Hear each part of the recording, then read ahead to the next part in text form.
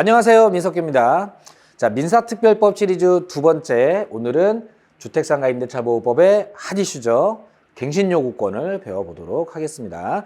자, 이 갱신요구권 제도는 원래 상가 건물 임대차에만 존재하던 제도인데 최근에 주택임대차보호법에 신설이 되면서 출제에도 아주 많이 반영이 되고 있는 이런 상태입니다. 자, 시험이라는 건 출제 이슈가 반영되게 마련이니까 이런 이슈 사안에 대해서는 잘 준비했다가 시험에서 적극적으로 맞춰줄 수 있도록 노력해 주셔야 되겠습니다. 자, 이 갱신요구권을 공부하실 때에는 상가 건물 임대차의 갱신요구권을 기반으로 공부하시면 좋겠어요. 자, 원래 임대차보호법은 주택을 기반으로 공부하고 상가에선 어떻게 달라졌는지를 좀 변화사항을 추적해가면서 공부하면 도움이 되는데, 갱신요구권은 제도적인 역사가 상가에서 원래 출발한 제도이기 때문에 이해는 상가로, 그리고 주택에 신설되면서 어떻게 반영됐는지 차이점을 반영하는 쪽으로 공부해 주시는 방법이 더 유리하다. 자, 이런 것도 공부의 꿀팁이 되겠고요. 자, 그럼 상가를 기반으로 알아보겠습니다. 자, 상가 건물 임대차의 경우에 계약 기간을 정했을 때 계약 기간이 끝나기 전 6개월, 그리고 끝나기 전 1개월 사이 구간에서 임차인이 갱신을 요구하면, 청구도 아니고 요구예요. 갱신해줘! 라고 요구를 하면 임대인이 정당한 사유 없이 거절을 할 수 없도록 만든 제도가 갱신 요구권이라는 제도였습니다. 자, 이 제도를 만든 이유를 잠시 이해를 해볼게요. 자, 상가라고 하는 것은 상업적인, 그러니까 영업을 통해서 수익을 창출하는 시설입니다. 자, 그렇기 때문에 건물주 입장에서 봤을 때 자기 건물에 세입자가 자기 건물에 세입자로 들어와서 장사를 하면서 돈을 너무 많이 벌어요. 나는 월세를 300만 원 받고 있는데 세입자가 거기서 치킨집 하면서 한 달에 3천만 원씩 벌고 있어요. 그러면 건물주는 가게를 뺏고 싶어 한다는 겁니다.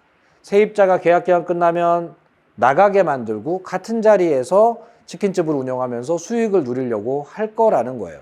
그러면 자, 세입자의 영업권을 침해하는 결과가 될 것이기 때문에 임차인이 갱신을 요구한다면 6개월, 1개월은 법정갱신의 기준이 되는 기간이기도 하니까 같은 구간 안에서 갱신을 요구한다면 아무 이유 없이 임대인이 거절을 하지는 못하게 해서 임차인이 자기 영업권을 좀 지킬 수 있고 장사를 안정적으로 할 수 있게 이렇게 만들어졌던 제도라는 겁니다. 단 이렇게 하면 약간의 문제점이 있습니다.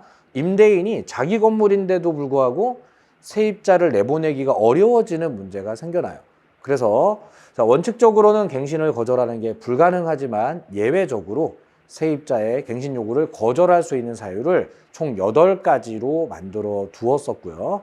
그렇게 하면서도 영원히 이런 갱신 요구가 반복된다면 사실상 임대인의 소유권 행사가 마비가 될 우려가 있기 때문에 이렇게 갱신 요구는 최초 임대차 기간을 포함해서 10년까지를 한도로만 인정하겠다. 즉 세입자가 장사를 안정적으로 계속 유지하고 주인이 내보내려고 해도 세입자가 임대차를 계속 연장시킬 수 있는 것은 최초의 임대차를 포함해서 10년까지로 허용하겠다라고 법을 정했던 겁니다. 자, 최초에는 이 기간이 3년, 그러다가 5년, 이제 10년으로 늘어나고 임차인 보호가 조금씩 확대가 되는 이런 과정이었어요. 그런데 주택의 경우에는 장사를 하는 시설도 아니고 갱신 요구라는 제도가 굳이 필요가 없겠다라고 해서 이 제도를 만들지 않았다가 요즘 주택 임대차 구하기가 굉장히 어려워졌단 말이죠. 소위 전세 대란을 살고 있는 세상이 되다 보니까 그러면 안정적으로 몇 년이라도 주택 임대차를 더 유지를 할 수 있게 해야 되는 거 아니냐 해서 오랜 고민 끝에 최근에 비슷한 제도가 주택 임대차에도 신설이 됐다는 겁니다. 자, 그런데 많은 연구를 했지만 이해관계 충돌도 있고 했기 때문에 이 제도를 주택에 도입을 하면서 완전히 새로운 제도로서 들어온 것이 아니라 기존의 상가에 있던 갱신 요구 제도를 거의 그대로 이용하면서 약간의 추가 사항만이 들어왔다는 거예요. 그럼 우리는 새로 공부할 것이 아니라 상가에서 그런 이유로 만들어진 제도였다라는 걸 이해하는 것을 토대로 해서 주택으로 가면서 어디가 달라졌는지를 잘 보면 되겠죠. 자, 주택은 법정갱신 기준이 6개월, 1개월 사이 구간, 그래서 갱신 요구 구간도 6개월, 1개월 사이 구간에서 갱신 요구를 하게 돼 있습니다. 그런데 상가는, 근데 주택의 경우에는 법정갱신이 6개월, 2개월 사이 구간으로 법이 개정되면서 갱신 요구도 6개월, 2개월 사이 구간에 갱신 요구를 하는 것으로 법이 제정이 됐습니다. 그러니까 자, 주택의 경우에는 법정갱신이든 갱신요구든 항상 6개월, 2개월 사이에, 그리고 상가의 경우에는 법정갱신이든 갱신요구든 6개월, 1개월 사이에 기준이 된다. 이렇게 기간상의 차이가 있다는 거 봐두시고, 자, 그리고 자, 상가의 경우에는 영업을 하는 것이 최초 포함 10년까지라고 해둔 것이, 우리가 어떤 상인들이 식당이라든가 치킨집을 열었을 때 10년씩 계속 장사를 이어가는 상인들은 굉장히 많죠. 그렇기 때문에 그들의 영업권 보장을 10년까지 해주는 거지만, 우리가 남의 집에 세입자로 주거를 하면서 10년을 보장해달라고 하면 그건 임대인의 소유권 행사가 좀 마비되는 이런 부분도 크게 작용하기 때문에 주택의 경우에는 이 갱신 요구를 딱 1회에 한해서, 그러니까 최단기간 2년을 보장받은 세입자가 자기가 조금 더 살고 싶다라고 하면 2년짜리 임대차를 딱 한 번은 더 연장할 수 있도록 횟수로 1회에 하나여 갱신 요구를 허용하겠다라고 제도가 생겼다는 겁니다. 그러니까 기본적인 요건, 기간 관련해서는 갱신 요구의 기준 기간이 조금 다르구나, 그리고 갱신 요구의 한도가 조금 다르구나, 차이점은 구별하고 제도의 취지는 동일하게 가져가겠다라고 생각하면 되는 거예요. 그리고 전통적으로 상가건물 임대차보호법에서 갱신 요구권이 출제됐을 때에는 원칙적으로 갱신 거절이 안 되지만 예외적으로 갱신 거절이 가능한 부분은 어떤 부분이냐라고 하는 것이 최근까지도 출제를 많이 했던 부분입니다. 그러면 주택임대차의 갱신 요구 거절 사유는 어떻게 생겨났느냐? 자, 상가건물 임대차의 갱신 요구 거절 사유는 총 8가지가 있었습니다. 그중 시험에 많이 나온 것은 3기 연체 이력이 있는 임차인 갱신 요구 거절해도 되고요. 무단전대하는 임차인 갱신 요구 거절해도 됩니다. 3기 연체나 무단전대는 상가건물 임대차의 해지 사유와도 유사하기 때문에, 그렇다면 차임도 연체를 하고 주인의 허락도 없이 무단전대를 하는 세입자는 쫓아낼 수도 있는 상황이니까 갱신을 받아줄 필요가 없다라는 쪽으로 연계해서 만들었던 거예요. 그리고 고의 중과실로 상가 건물을 파손하는 임차인을 그대로 둔다면 상가에 위험이 초래될 것이기 때문에 이럴 경우에는 갱신 요구를 거절할 수 있도록 했던 것이고, 과거에 경과실 파손하는 임차인의 갱신 요구를 거절할 수 있느냐가 출제에 가장 많이 나온 내용이 되었었습니다. 그리고 철거나 재건축을 위해서 필요하다면 갱신 요구를 거절할 수 있다라고 해서 그 임차인의 가게를 뺏으려는 목적이 아니라 건물이 노후돼서 부수고 다시 지을 계획이라면 그러면 갱신 요구를 거절해도 좋다는 내용이 있었습니다. 그 외에는 뭐 합의하에 보상이 완료된 경우 등등등 해서 객관식으로 출제하기 좀 힘든 한 4가지 사유가 더 있었습니다. 그래서 주로 이 4가지로 출제를 하던 거예요. 근데 주택임대차보호법에 갱신요구 거절 사유가 생겨난 것을 보면은 총 9가지 사유로, 그러니까 1가지 사유가 더 들어왔는데, 자, 3기 연체가 2기 연체로 바뀐 것은 주택의 경우에는 해지 사유도 2기 연체라는 점이 반영돼서 수치값이 조금 달라진 것이지 원리는 비슷한 거예요. 그 외에는 무단전대, 고의중과실 파손, 철거 재건축, 합의하에 보상이 완료된 경우 등등등 다 똑같고, 이 부분, 자, 상가에는 없었는데 주택에는 있는 갱신요구 거절 사유, 임대인이 거주하거나 또는 임대인의 직계 존속, 직계 비속이 거주하기 위해서 갱신을 거절하는 것은 허용하겠다는 겁니다. 즉, 세입자가 갱신 요구를 해서 2년간 더 살고 싶어요 하더라도 주인 입장에서 내가 들어가서 살아야 돼, 그러니까 네가 이사를 나가줘야 되겠어, 또는 내 아버지가 내 아들이 들어와서 살아야 돼, 그러니까 세입자 너는 이사를 좀 가줘야 좋겠어 라고 말하는 것은 괜찮다는 거예요.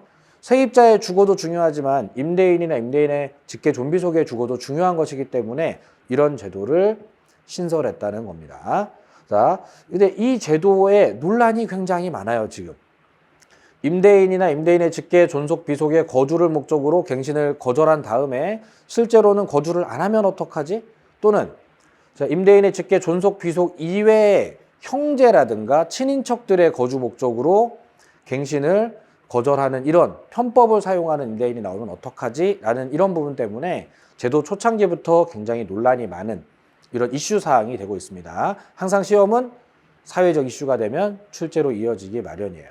자, 이 제도는 이제 생겨난 지 한 3년 정도를 경과하고 있기 때문에 이 임대인의 직계 존속, 비속의 거주를 목적으로 하는 갱신 거절이 가능하다는 부분이 분명히 공인중개사 시험에서도 등장할 때가 되어가고 있습니다. 그리고 최근에 이 부분에 관련된 판례도 하나 좀 생겨나고 있는 상태입니다.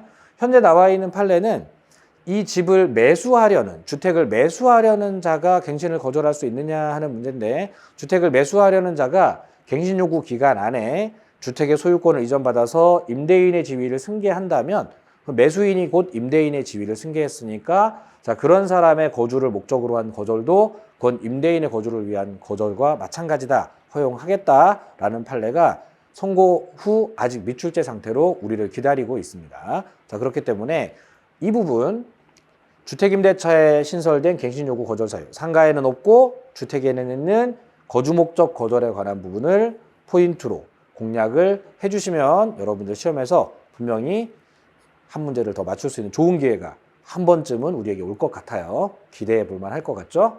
자, 그리고 지금 현재 기출문제의 동향을 좀 보도록 하겠습니다.